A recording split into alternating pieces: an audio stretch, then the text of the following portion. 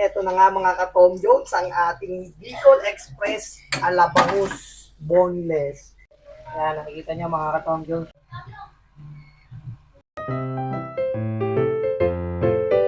Eto na naman mga ka-Tom Jones, andito na naman tayo ngayon. Siyempre, hindi tayo puro food tripan. Dapat maalam ka rin magluto. So ito mga ka-Tom Jones, papakita ko sa inyo ang Bicol Express with a twist. Siyempre, niready ko na yung mga kailangan. Ingredients, bawang na marami. Dahil para sa akin, pag maraming bawang, mas masarap. Sibuyas, luya, siyempre, siling pansigang. Hindi na ako maglalagay ng siling red kasi marami ang hindi nakain ng mga sa amin. So, tamtaman lang. Siyempre, kailangan natin ng alamang at ito ang ginamit ko, si Yolis. Kasi sikat daw siya. Pero hindi ko pa ito na-try. Ngayon ko lang itatry.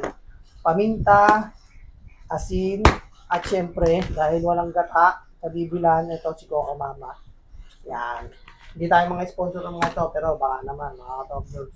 So, papakita ko sa inyo ang basic. Itong gagamitin natin ngayon. Dahil Holy Week, bawal ang baboy, fish na tayo ngayon, bangus. Pinaboneless ko para easy to eat lang. Kaya mga Top Jones. Ano mamaya? Ito na tayo ng ating bangus. Yan, nakikita niyo mga ka-Tom Jones, medyo nag-deep fry na siya sa butter. Yan, papasarap yan. Then, wow! Yan.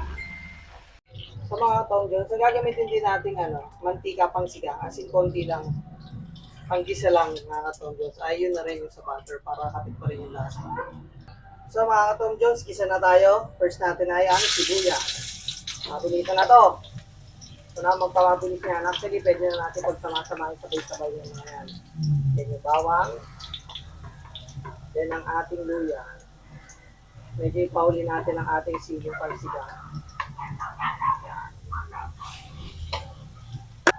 Sarap niya mga ka-Tom Jones. So lalagyan mo na siya ng konti mga pampalasa niya. Ang paminta. Konti lang. Yan. So guys, after ng gisa natin, lagyan na natin si Coco Mama. Coco Mama. Ang pagsali na niya mga ka-Tom Jones. So, para kalat na kalat yung ating kata.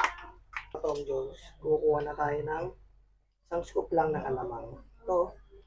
Yan. Isang scoop lang ng alamang. Dahil pag marami nito, magiging maalat ng sobrang ating Bicol Express. Lagay mo lang yan. Then, haluin mo lang. Halo lang ng halo. Yun. Ang mga ka-Tom Jones. Bigyan ulit natin ng konting pampalasa. Ating paminta. Paminta natin, pag maglalagay kayo ng paminta, mga ka-Tom Jones, yung durog. Tapos mga 1.2 million pieces lang. Kakalat nyo lang. Then haluin nyo. Yan. Kita nyo, medyo nakulo na siya. So, okay na to. Pag okay na yan, mga ka-Tom Jones, isalansan nyo na ngayon itong mahiwagang bangus natin. Yung pinride natin. So, mabilisan na lang yan kasi luto na yung bangus natin. At ingatan nyo lang po ang paglalagay para hindi siya maduro. Yan. Salansan nyo lang na maayos siya, mga ka-Tom Jones. Yan. At eto na nga mga ka-Tom Jones, ang ating Bicol Express Alabangus Boneless. Yan o. Ang sarap niyan. So, food trip na mga ka-Tom Jones. Let's go! Eto na nga mga ka-Tom Jones, oh. Solid na solid to.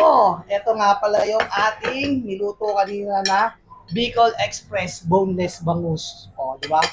Siyempre, hindi pwede yan pag wala nito. Una na tayong kain, mga ka-Tom Jones, para malaman natin kung ano ang kasa nitong ating ginawa. Ito, ngayon natin to. Ito masarap yung mayroong mga taba-taba ng bangus. Boneless yan, mga ka-Tom Jones. Kaya, okay na okay din to sa mga bata.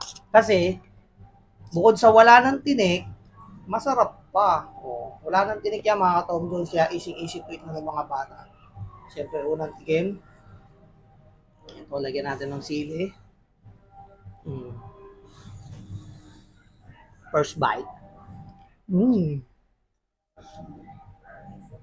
Quality mga ka-Tom Jones, tumagat na yung anghang agad.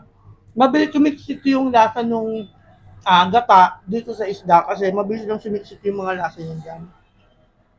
Mabilis lang siya kumpara sa baboy.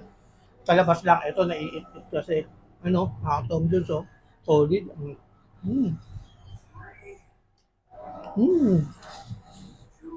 Taob na naman. 100% taob na naman ang aming kaldero nito. Kulang ang saing ng nanay ko nito pagkaganto. Ang tiyan ng isda, mga Tom Jones. Oh, okay na to. O, nana, kaya na! Oh, okay na to.